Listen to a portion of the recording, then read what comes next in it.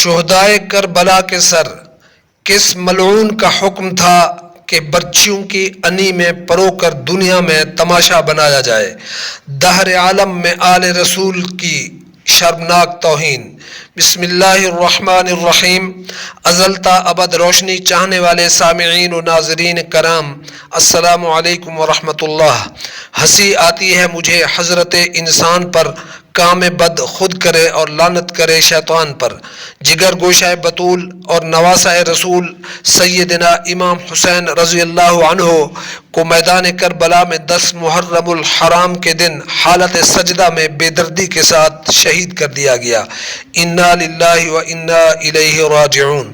اور آپ کا مبارک سر جو اپنے عظیم المرتبت نانا جان رسول العالمین و خاتم النبیین محمد الرسول اللہ صلی اللہ علیہ وسلم کی بابرکت شکل میں تھا، بڑی بے حیائی، ڈٹائی اور بے شرمی سے جدا کر کے برچی میں پرو دیا گیا۔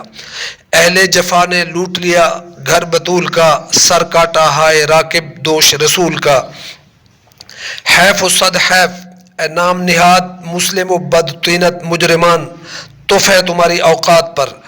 اسی روز قیامت بدباطن ابن سعد نے کم بخت بشیر بن مالک و خولی بن یزید کو یہ وحشت خیز حکم دیا کہ جنتی جوانوں کے سردار امام حسین کا سر اور کچھ ان کے دیگر ہمراہیوں کے سر نیزوں میں پرو کر رکھ لو، پھر عزت مآب خواتین اور معصوم بچوں کو اونٹوں پر سوار کر کے سخت پہرے میں بد اتوار ابن زیاد کے پاس کوفے میں پہنچا دو۔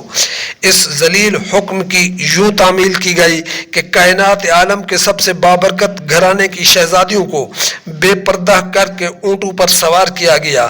اس میں حضرت عابد بیمار ایک علیحدہ اونٹ پر تھے، پھر انہیں تکلیف دہ صدموں سے گزارتے ہوئے میدان کربلا سے بجانب کوفہ روانہ کر دیا گیا۔ مصائب جھیلتے اور کرب و اذیت برداشت کرتے ہوئے جب یہ غم زدہ قافلہ ابن زیاد کے دربار میں پہنچا تو وہ سیدنا امام حسین رضی اللہ عنہ کے کٹے ہوئے سر کو اس عالم میں دیکھ کر خوشی سے دیوانہ ہو گیا۔ کسی شاعر نے کیا خوب اسے بد دعا دی ہے کہ ظالم نہ ہو تجھ پر رحمت خدا کی، کہ نبی کی آل پر تو نے جفا کی۔ کہنے لگا جو کچھ ہوا خوب ہوا، ہم نے دشمن پر فتح پائی۔ پھر اس نے آپ رضی اللہ عنہ کی شان میں بھی ناپاک زبان درازی کی۔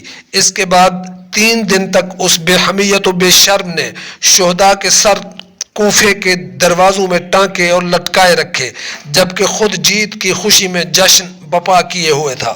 اس کے بعد شمر مردود کو حکم دیا کہ 5000 فوج ہمراہ لے کر جاؤ اور اس لٹے پٹے اجڑے کارواں کو دمشق کے اندر امام زمان یزید کمین کے پاس پہنچا دے۔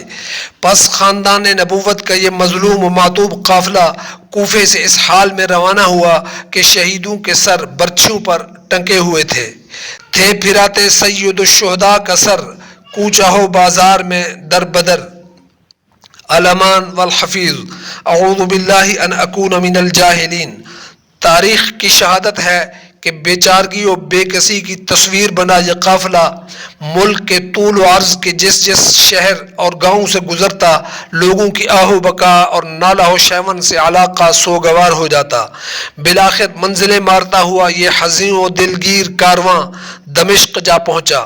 پھر جب یہ قافلہ مصنوعی شان بان اور ٹھاٹ باٹ والے دربار یزید میں گیا تو یزید بد نصیب نے اظہار تفاخر کے لیے لوگوں کو جمع کیا اور سب کے سامنے اپنی شیخی بگھارنے اور بڑائی بیان کرنے لگا کہ دیکھو میں نے کس طرح اپنے دشمن کو خاک چٹا دی ہے۔ اس کی ہرزہ سرائی اور بونگیاں سن کر زینب اور حضرت کلثوم رضی اللہ عنہن کو جلال آ گیا۔ انہوں نے فرمایا اے یزید، تم نے ہم پر بلا جواز بڑا ظلم کیا اور میدان کربلا میں بھوک و پیاس سے تڑپا کر اولاد رسول کو بے گناہ شہید کرایا، ہم کو لاوارث بنایا، در بدر پھرایا اور رسوا کیا۔ تو بتا خدا عالم کو کیا جواب دے گا؟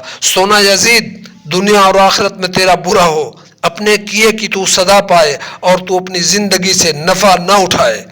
اس بد دعا کی قبولیت پھر یوں ظاہر ہوئی کہ ٹھیک 1 سال 7 ماہ یا 3 سال 7 ماہ بعد اس مردود سے دنیا کی جان چھوٹ گئی۔